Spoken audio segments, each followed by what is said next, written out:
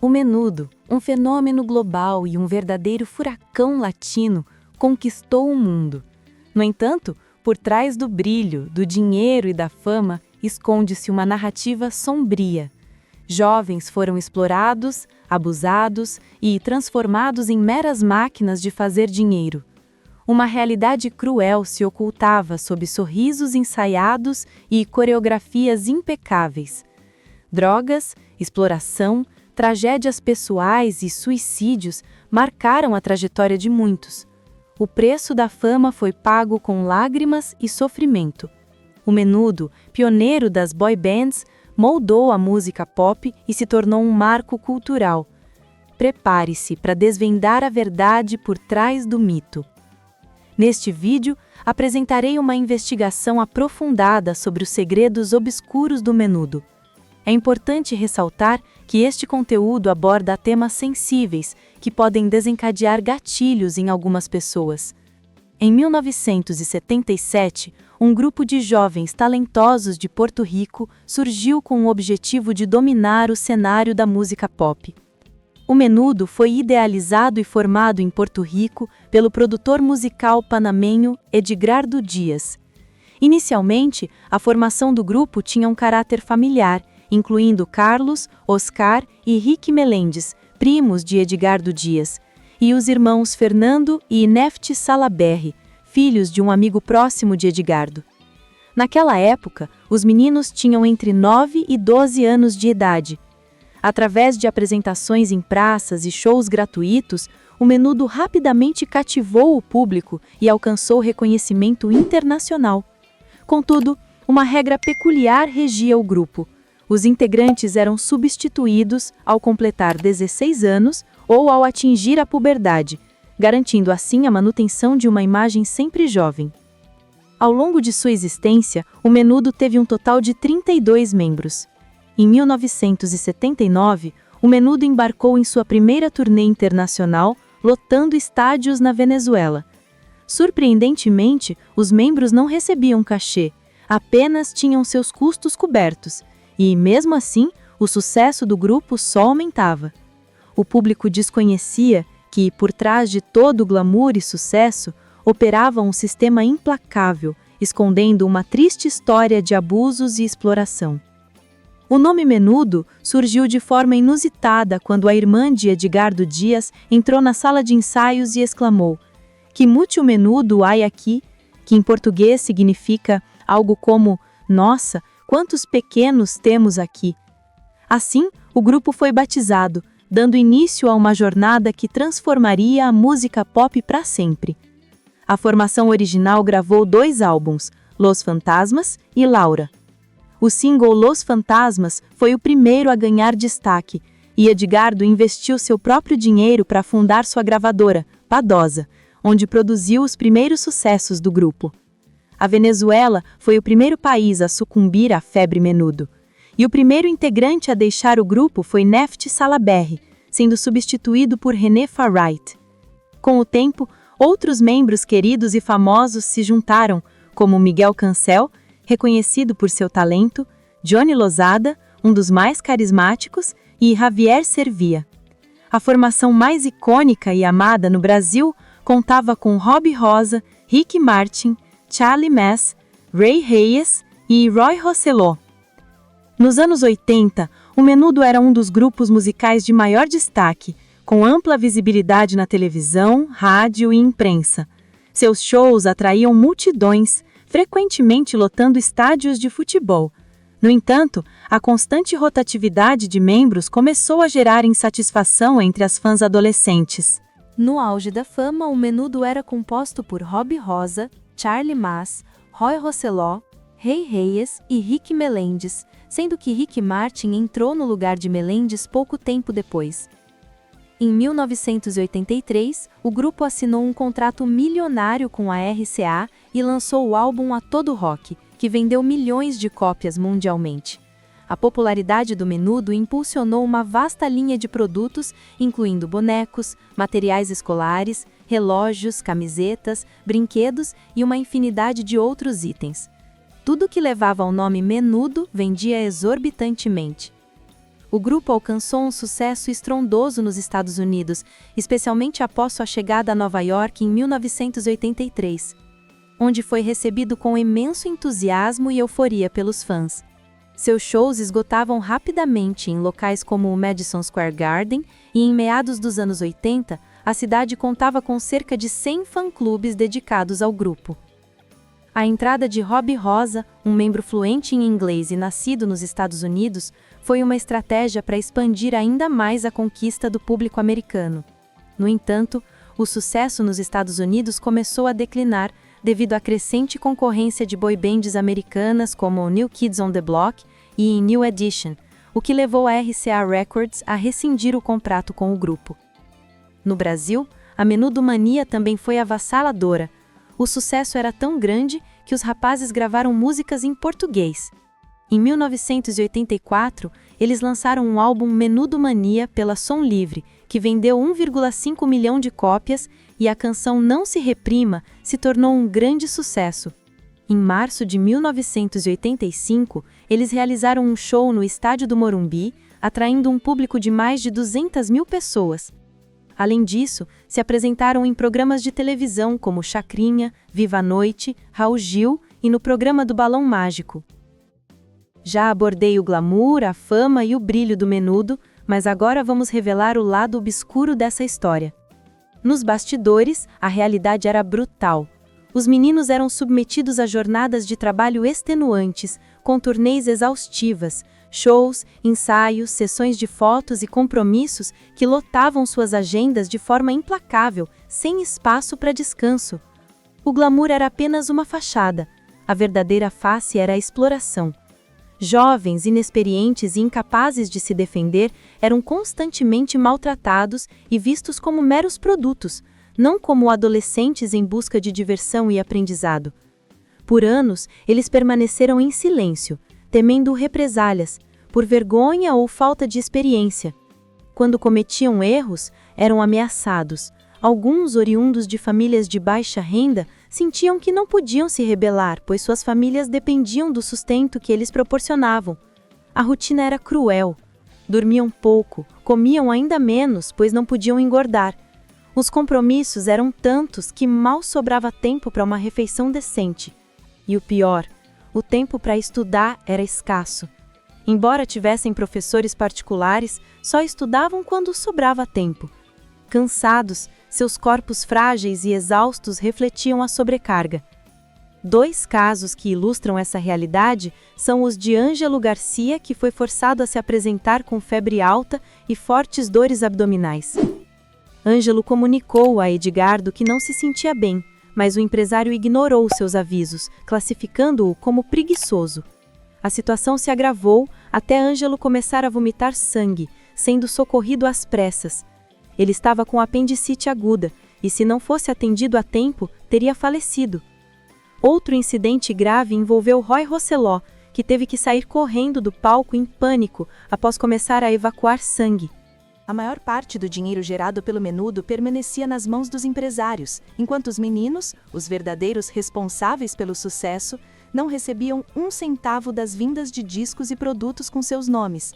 Eles eram tratados como simples empregados, recebendo apenas um salário. A marca Menudo faturava milhões, mas os garotos só eram remunerados pelas apresentações nos shows. Maus tratos, tanto psicológicos quanto físicos, tornaram-se rotina. Um dos relatos mais chocantes é o de Ralph Rodrigues, que em 1991 foi um dos primeiros a denunciar o comportamento cruel de Edgardo Dias, o líder que agrediu os meninos para impor sua vontade. Eles eram obrigados a trabalhar mesmo doentes, muitas vezes cumprindo jornadas das 6 da manhã até a meia-noite. Para muitos, Edgardo Dias era o gênio por trás do fenômeno Menudo, a mente criativa e visionária que deu forma à banda. No entanto, para outros, ele representava o oposto, cruel, ganancioso e manipulador.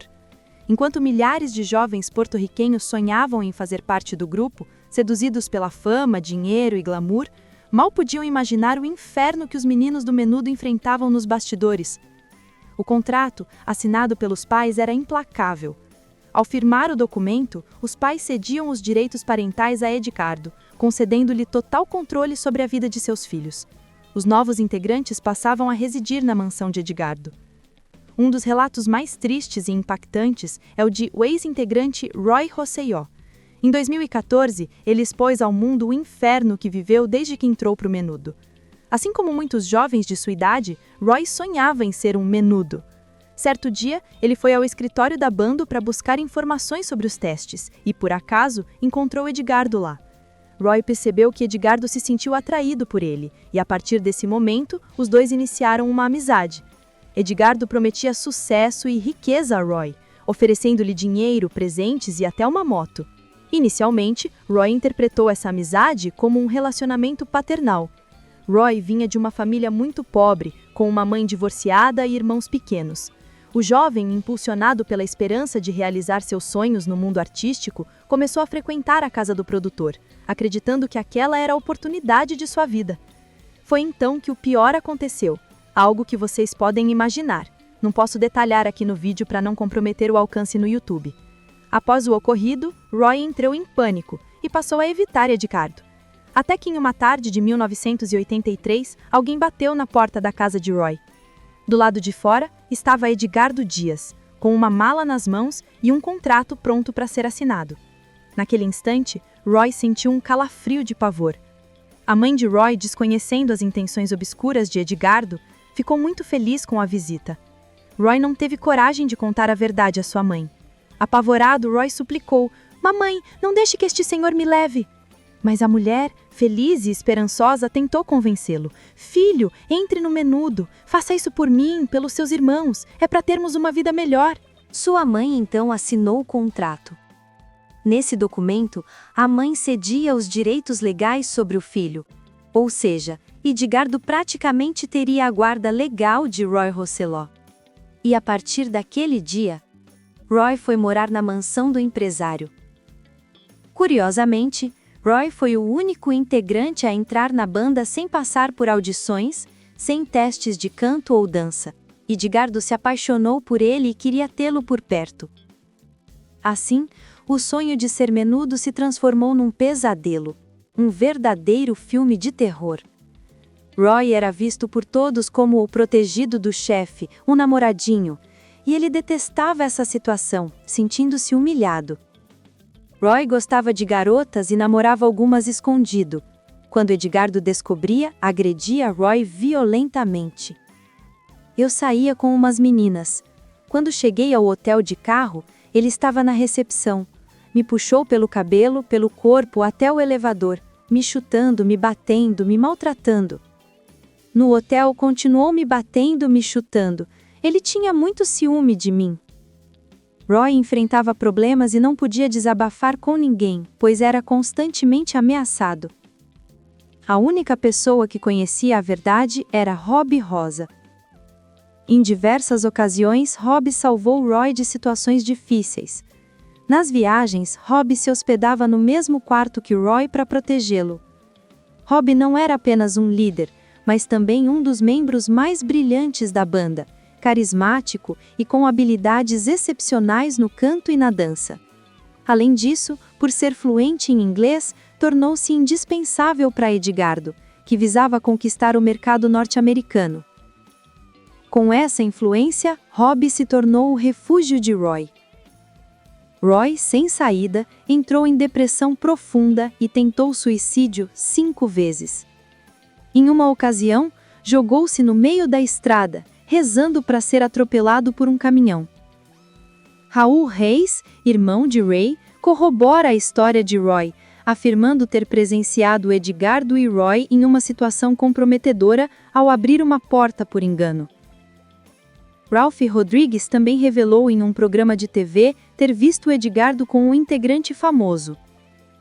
Ao ingressar no grupo, os novos membros eram imediatamente alertados de que os segredos dos bastidores não poderiam ser compartilhados com ninguém, nem mesmo com os pais. Caso contrário, seriam expulsos do grupo e queimados no mercado, impedindo futuras carreiras solo. Roy também relatou ter vivido uma situação difícil com o executivo da RCA nos Estados Unidos, José Menendez. Roy afirmou ter visitado a casa dele em Los Angeles, onde conheceu os filhos de José, Lyle e Eric Menendez, e os achou muito tristes. No jantar, José ofereceu vinho ao jovem e insistiu para que ele bebesse tudo, alegando que era um vinho caro. Roy obedeceu e em seguida sentiu-se tonto e desmaiou. Vocês podem imaginar o que aconteceu com ele. Dizem que José tinha uma obsessão por Ricky Martin. Ricky Martin, que se tornou um popstar mundial, nega ter tido qualquer problema desse tipo no Menudo. José Menendez e sua esposa Mary Louise foram assassinados pelos próprios filhos, Lyle e Eric Menendez, em 1989, na Califórnia. Eles alegaram que o crime foi cometido em legítima defesa, pois o pai os maltratava e a mãe era conivente. Ou seja, Roy e os irmãos Menendez acusam José do mesmo crime, mas os irmãos Menendez permanecem presos até hoje. Para mais informações sobre o caso Menendez, assista a segunda temporada da série Monstros, na Netflix. Em 1990, 2 integrantes do grupo, Sérgio Blas e Rubem Gomes, foram flagrados com maconha no aeroporto de Miami. A reação de Dias foi implacável. Ele os expulsou do grupo, alegando desrespeito ao legado do Menudo. Sérgio, em seu depoimento, revelou que o uso de entorpecentes foi seu único escape diante do sofrimento imposto pelo ex-chefe, que o tratava como uma máquina de fazer dinheiro, para os outros, é claro. Caso se atrasassem para um ensaio ou compromisso, ou não dançassem corretamente, eram agredidos por Edgardo. Outro ex-Menudo também passou por experiências semelhantes.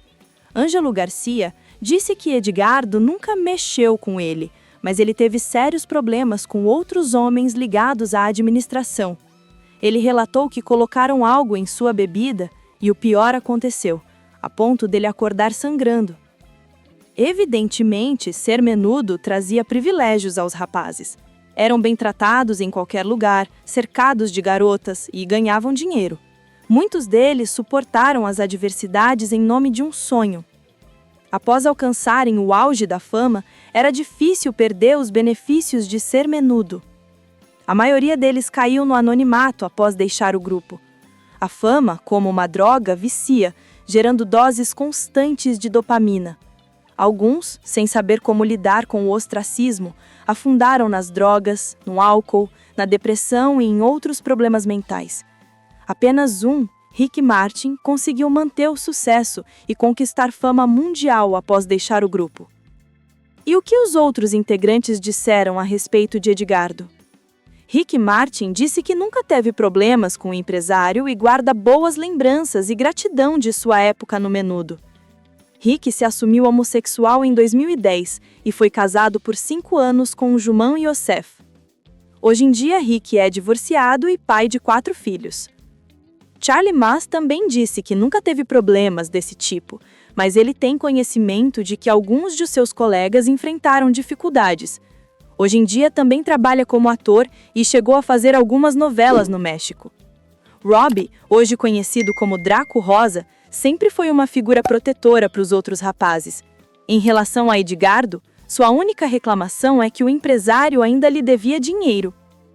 Robbie foi produtor de Ricky Martin e responsável pelos sucessos Maria, La Copa della Vida e Living la Vida Louca. Em 2010, ele anunciou que estava lutando contra um câncer linfático e em 2013 enfrentou outro. Em 2019, revelou que havia se curado, é divorciado e pai de 4 filhos. Roy Roseló teve uma vida de altos e baixos. Sempre foi muito apaixonado pelo Brasil. Namorou a cantora Mara Maravilha nos anos 80. Foi casado 4 vezes.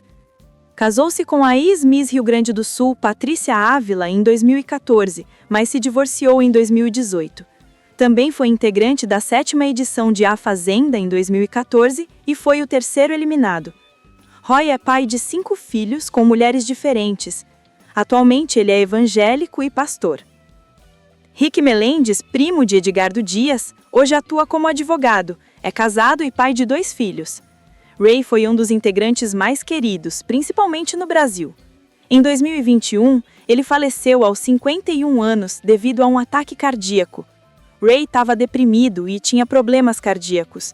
Há anos ele lutava contra a obesidade e não podia fazer uma cirurgia bariátrica devido aos problemas cardíacos.